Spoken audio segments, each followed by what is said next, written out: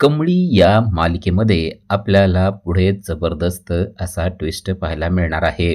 सरू म्हणजेच गौरी म्हणजेच कमळीची आई आणि राजन यांची भेट कशी होते ते आपल्याला पाहायला मिळणार आहे. आणि मग अन्नपूर्णाला जे पाहिजे होतं ते घडलेलं आपल्याला पाहायला मिळणार आहे. कामिनी आणि रागिनी यांचा चांगलाच बोऱ्या वाजलेला देखील पाहायला मिळणार आहे. कमळी आजारी जरी असली आणि त्यामुळे अन्नपूर्णाला वाईट वाटत असलं तरी एक गोष्ट मात्र चांगली होणार आहे, ते म्हणजे इतके दिवस अन्नपूर्णा आणि गौरी यांची भेट होत नव्हती, पण आता त्यांची भेट होणार आहे आणि राजनची आणि तिची देखील भेट होणार आहे. आणि हे सगळं आपल्याला या एपिसोडमध्ये पाहायला मिळणार आहे. आपल्याला माहितीच आहे की रागिनी आणि कामिनी यांनी खूपच वाईट चाल चाललेली आहे.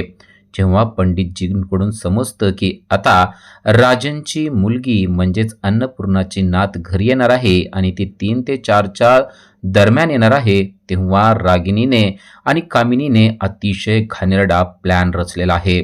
तो म्हणजे त्या मुलीला म्हणजेच कमळीसाठी जी खीर करण्यात येणार आहे त्या खिरीमध्ये विष घालण्याचा प्लॅन त्यांनी केलेला आहे.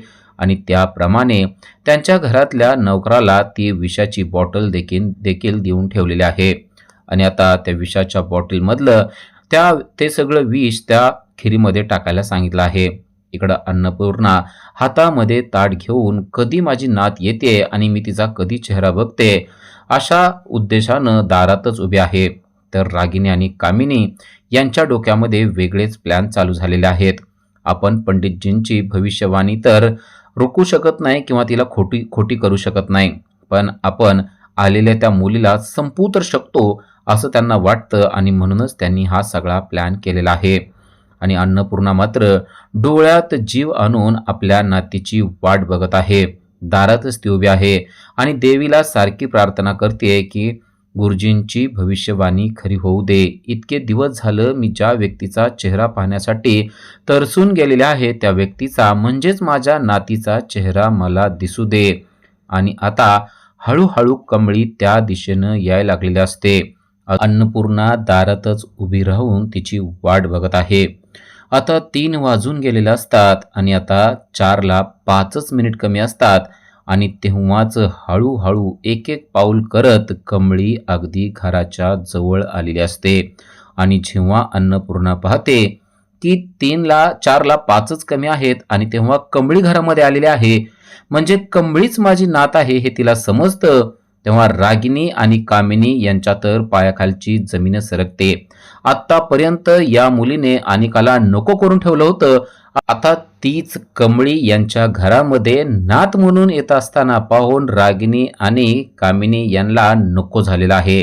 आपलं नशीब इतकं फुटकं कसं असू शकतं असा ते विचार करू लागलेले आहेत. आणि कमळी आता घराच्या आतमध्ये आलेली असते.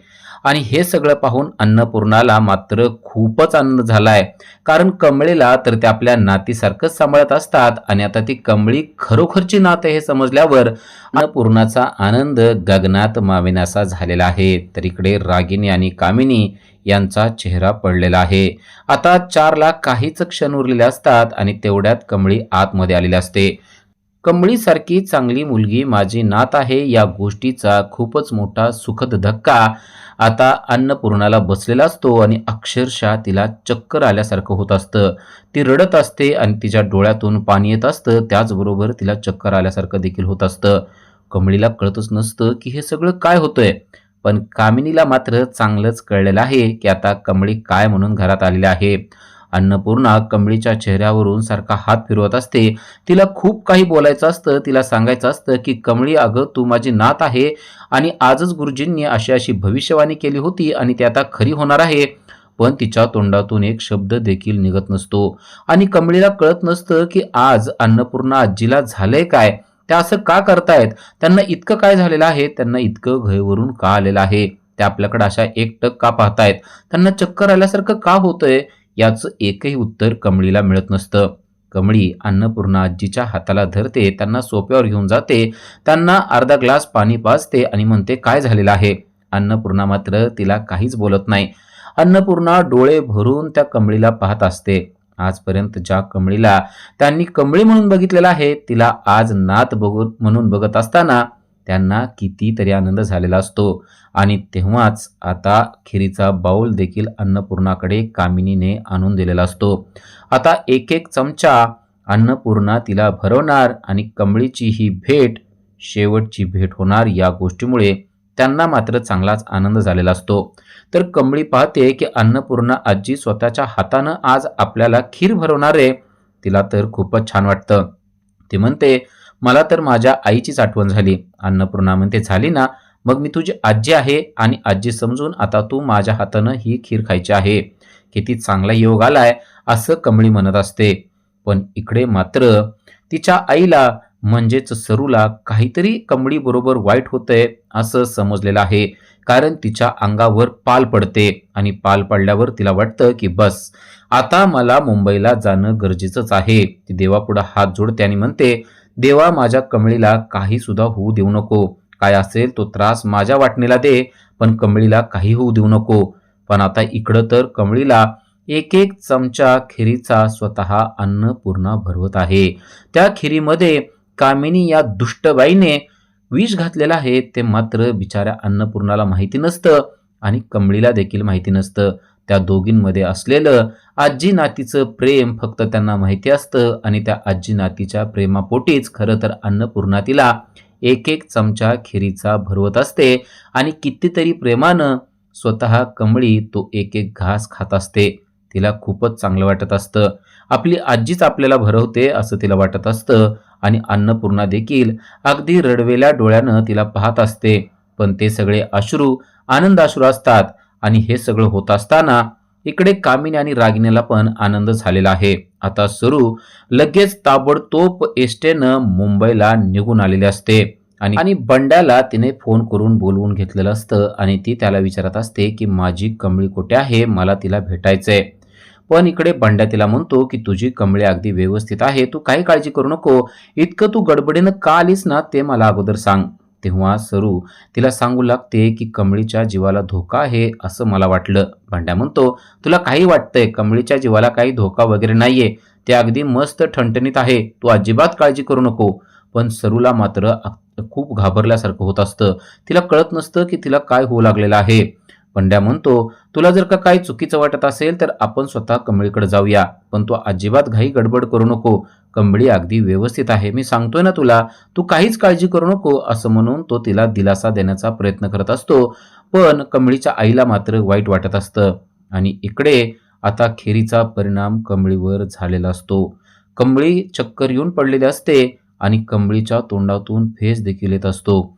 आता अन्नपूर्णा भलतीच चिडलेली असते. अन्नपूर्णाला समजलेलं असतं की नक्कीच त्या खिरीमध्ये काहीतरी होतं आणि त्यामुळेच कमळीला असं झालेलं आहे. पण कामिनी म्हणते, मला तर वाटतंय की असं काही नाहीये, कदाचित ती अगोदरच काहीतरी खाऊन आलेले असणार आहे, त्यामुळे तिला असं काही होत असणार आहे आणि म्हणूनच तिला चक्कर आली असणार आहे. आता अन्नपूर्णाला अगोदर कमळीचा जीव वाचवणं गरजेचं असतं, म्हणून ती धावत पळत तिला हॉस्पिटलमध्ये घेऊन जाते आणि कमळीला ऍडमिट केलेलं असतं. आता कमळी बिछाण्यावर आहे आणि डॉक्टर सांगतायत की कमळीची अवस्था जराशी क्रिटिकलच झालेली आहे. कारण तिने जे विष खाल्लेलं आहे ते विष शरीरातून बाहेर पडणं गरजेचं आहे आणि ते 24 तासामध्ये जर का पडलं नाही तर कमळीच्या जीवाला धोका होऊ शकतो असं देखील त्यांनी सांगितलेलं असतं. आता अन्नपूर्णाला खूपच वाईट वाटतं. आज आपण पहिल्यांदाच कमळीला भेटलो, कमळी माझी नात आहे म्हणून मी तिला खीर खाऊ घातली आणि कदाचित त्या खीरीनंच तिचा घात केला असं तिला वाटत असतं. डॉक्टरांनी सगळं काही आता अन्नपूर्णाला सांगितलेलं असतं आणि 24 तास कमळीसाठी अतिशय महत्त्वाचे असतात. या 24 तासामध्ये जर का कमळी शुद्धीवर आली नाही तर कमळीच्या जीवाला मोठा धोका होऊ शकतो हे त्यांनी सांगितलेलं असतं. आता राजन देखील धावत पळत तिकडे आलेला असतो. तर सरूला देखील जे वाटतंय ते आता खरं झालेलं असतं. इकडे तो बंड्या तिला सांगतोय की काळजी करू नको, पण सरूच्या मनामध्ये मात्र खूपच वाईट वाटत आहे आणि तिला समजतंय की कमळी काहीतरी धोक्यामध्येच आहे. आणि तेवढ्यात बंड्याला फोन आलेला असतो, तो म्हणजे ऋषीचा. कारण ऋषीला देखील हॉस्पिटलमधून ही बातमी समजलेली असते आणि ऋषी लगेच बंड्याला सांगतो की तो आत्ताच्या आत्ता हॉस्पिटलमध्ये ये, मी सुद्धा तिकडच चाललेलो आहे. तेव्हा बंड्या म्हणतो काय झालं. तेव्हा बंड्याला तो सांगतो की कमळीला ऍडमिट केलेलं आहे.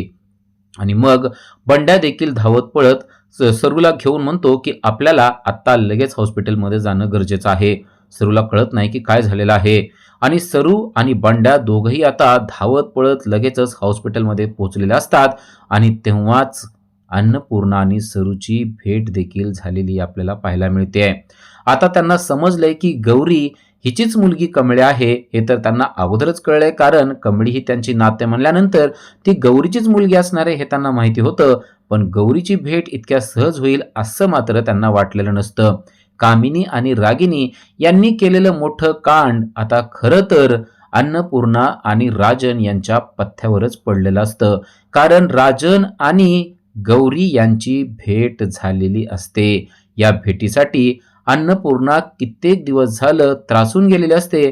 ती भेट अगदी एका क्षणात हॉस्पिटलमध्ये घडलेली असते आणि त्यामुळं अन्नपूर्णाला आनंद झालेला असतो आणि आता हळूहळू कमळीची तब्येत देखील नीट होताना आपल्याला पाहायला मिळणार आहे. अशाच अपडेटसाठी आज आमच्या चॅनल सबस्क्राईब करा. थँक्यू.